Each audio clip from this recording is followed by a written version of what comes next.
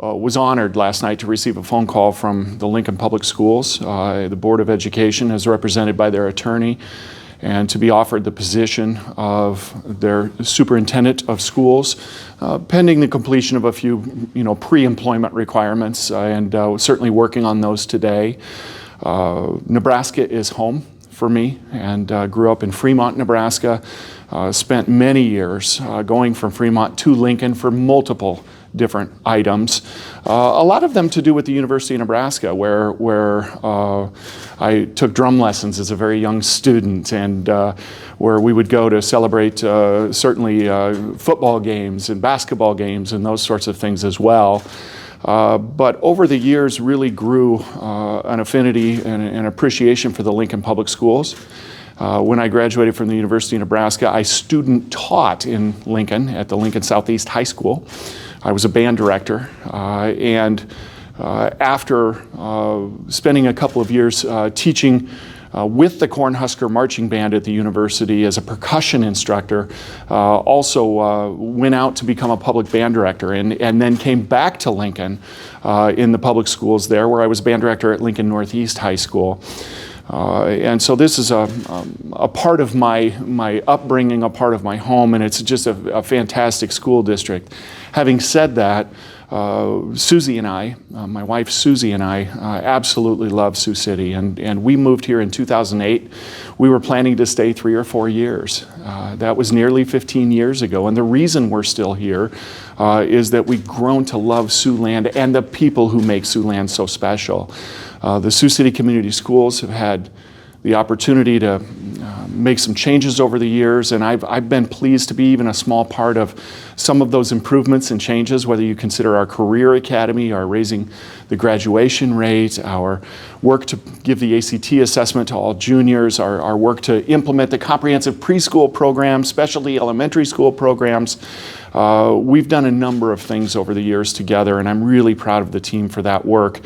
So it's bittersweet. I felt very honored to be selected by the Lincoln Public Schools and look forward to that work, but it will be hard to leave Siouxland.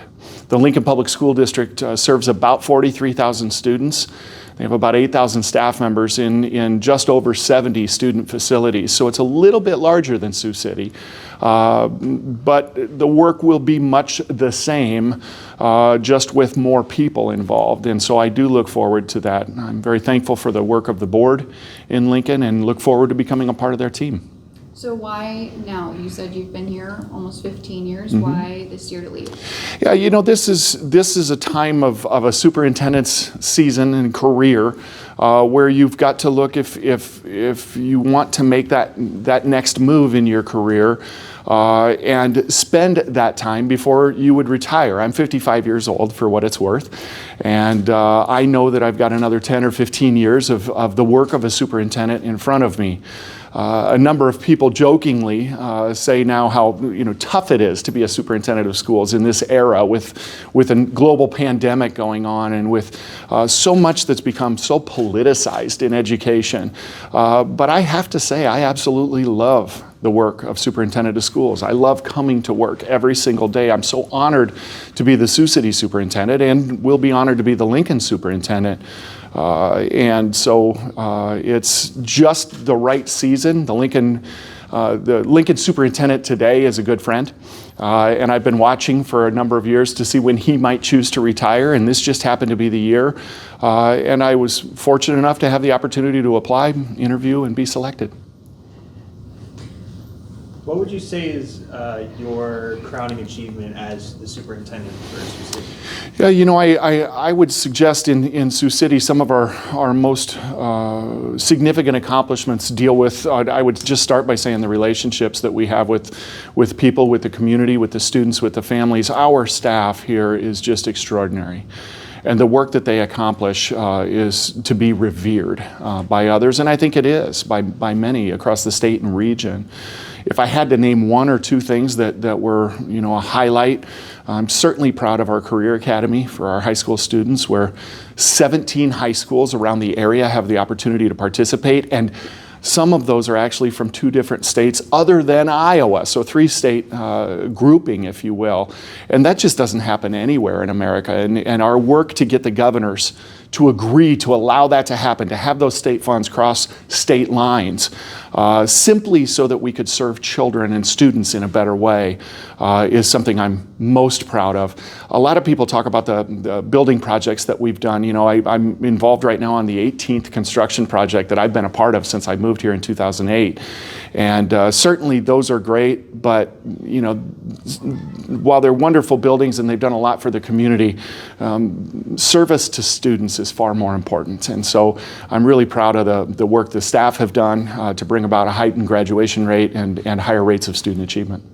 Will you be involved at all in the search for your replacement? Yeah, I was just talking with our school board about this, and it's not particularly common for a current superintendent who's leaving to be involved in the new superintendent search, and so I do not anticipate that I'll be involved in that process at all, and that's the norm in America, and so I'll certainly do all I can to give them counsel, give the board counsel and support as they ask for it, but other than that, I suspect I won't be involved at all. Is it official yet that you have been like fully accepted at this Lincoln job, or is there still pre-hiring? Yeah, there's a few things that need to be done yet. I've got a pre-employment physical that needs to be done, and certainly we'll do that work. They do one more series of background checks. They've already done a couple, and so I'm not particularly concerned about that. And then we've got to get through successful negotiations of a contract. And the transition plan, meaning how I will move from here to there as this works. And I want to be very clear, I pledge to this community that I intend to finish well here. I intend to be here through June 30. And we've got a lot of things in the works right now, and I intend to keep working forward on those things and to not be distracted as I do that work. This community, these students deserve no less. And so, yes, I'll engage in a couple of activities for Lincoln, such as the negotiations and some of the pre-employment requirements. But separate from that, I'm putting all of my effort into making Sioux City as strong as we can make it going forward.